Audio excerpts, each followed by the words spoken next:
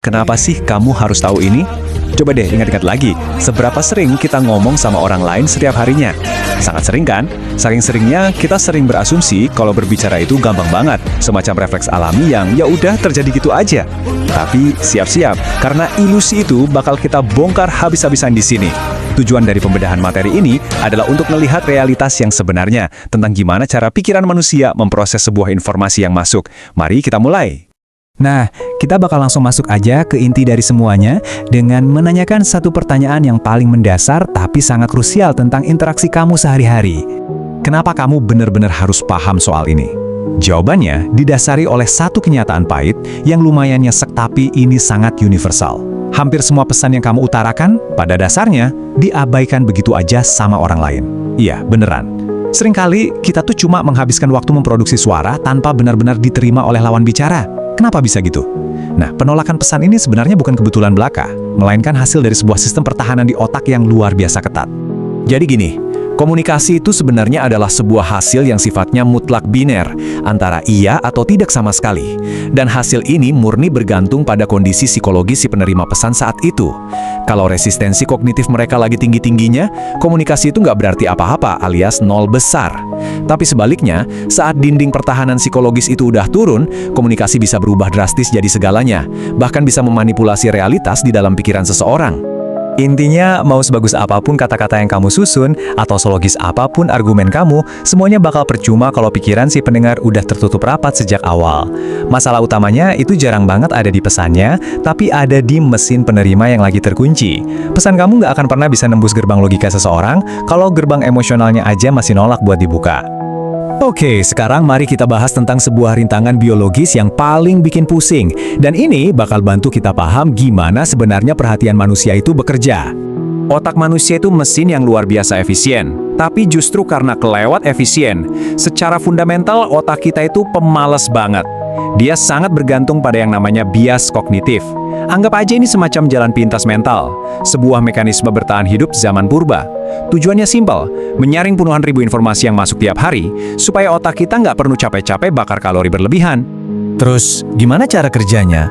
Pas ada informasi masuk, otak selalu, dan saya tekankan selalu, nyari rute yang paling cepat dan paling pendek. Informasi itu butuh memicu ketertarikan instan saat itu juga. Kalau otak nggak ngerasa ada keuntungan langsung atau ancaman, dia bakal langsung membangun tembok penolakan. Artinya, mau sepintar apapun kamu ngomong, kalau otak lawan bicara ngerasa itu nggak relevan, ya bakal nabrak tembok pertahanan biologis ini. Fakta ilmiah, data, itu semua bakal kalah telak sama insting primitif otak buat bertahan hidup.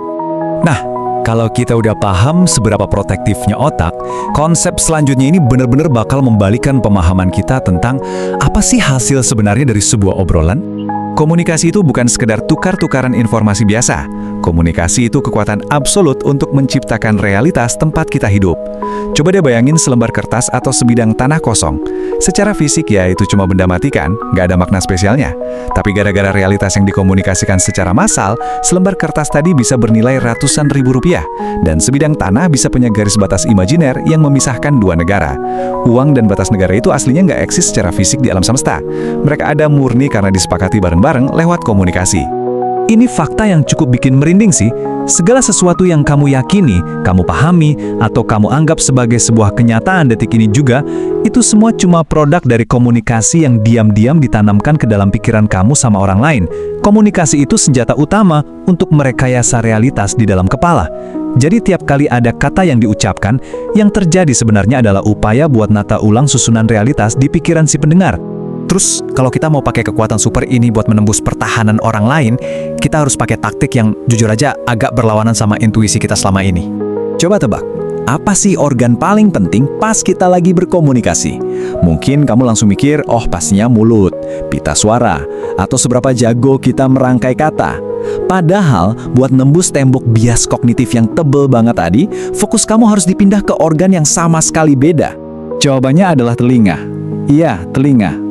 Ini adalah sensor strategis paling tajam yang kamu punya di medan perang psikologis ini. Telinga kamu bertugas memetakan secara persis seperti apa kondisi emosional lawan bicara, dan mengukur setinggi apa sih tembok pertahanan yang lagi nahan informasi dari kamu. Praktiknya gimana? Gini, di 5-10 menit pertama obrolan, tugas kamu cuma satu. Diam dan dengarkan secara aktif. Jangan motong, jangan maksain argumen apapun. Tindakan sederhana mau mendengarkan ini secara otomatis bakal bikin lawan bicara merasa tervalidasi. Mereka merasa dihargai. Dan begitu mereka ngerasa tervalidasi, boom, lapisan pelindung di kognitif mereka bakal perlahan-lahan turun dengan sendirinya. Di titik kritis itulah, realitas baru yang pengen kamu sampaikan punya celah buat masuk. Mari kita aplikasikan taktik ini ke tantangan yang paling ultimate. Gimana cara ngubah sebuah keyakinan yang udah mengakar dalam, meskipun keyakinan itu terdengar nggak masuk akal. Kamu harus tahu kalau otak itu panik banget saat ketemu sesuatu yang nggak dia pahami. Pas dihadapkan sama ketidakpastian absolut, otak nggak bakal cuma diam nunggu. Buat nyari aman, otak bakal secara proaktif memproyeksikan ketakutan terdalamnya ke ruang kosong tersebut. Bisa jadi ketakutan ekstrim sama kegelapan, atau percaya banget ada hantu. Otak bener-bener memanufaktur pengalaman emosional yang super intens. Dan buat orang yang ngalamin, ilusi ketakutan itu rasanya 100% nyata secara biologis, nggak peduli segila apapun kedengarannya dari luar. Disinilah letak kesalahan fatal yang sering kita lakuin kalau mau ngubah pikiran orang. Kita biasanya langsung nyerang ketakutan itu pakai fakta dan logika mentah. Kita sering nyebut pengalaman mereka itu cuma halusinasi. Padahal, kalau proyeksi emosional yang lagi kuat-kuatnya ini kamu serang pakai panah logika, insting bertahan hidup di otaknya bakal langsung menangkis semua fakta yang kamu bawa.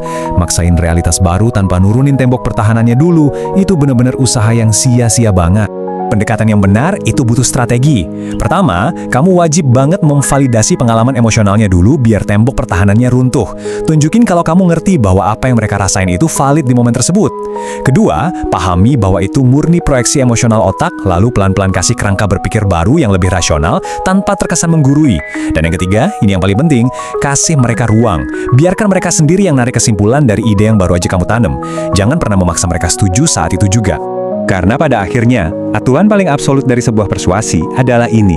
Otak manusia itu cuma mau mengadopsi realitas baru secara permanen kalau dia ngerasa ide tersebut adalah hasil ciptaannya sendiri.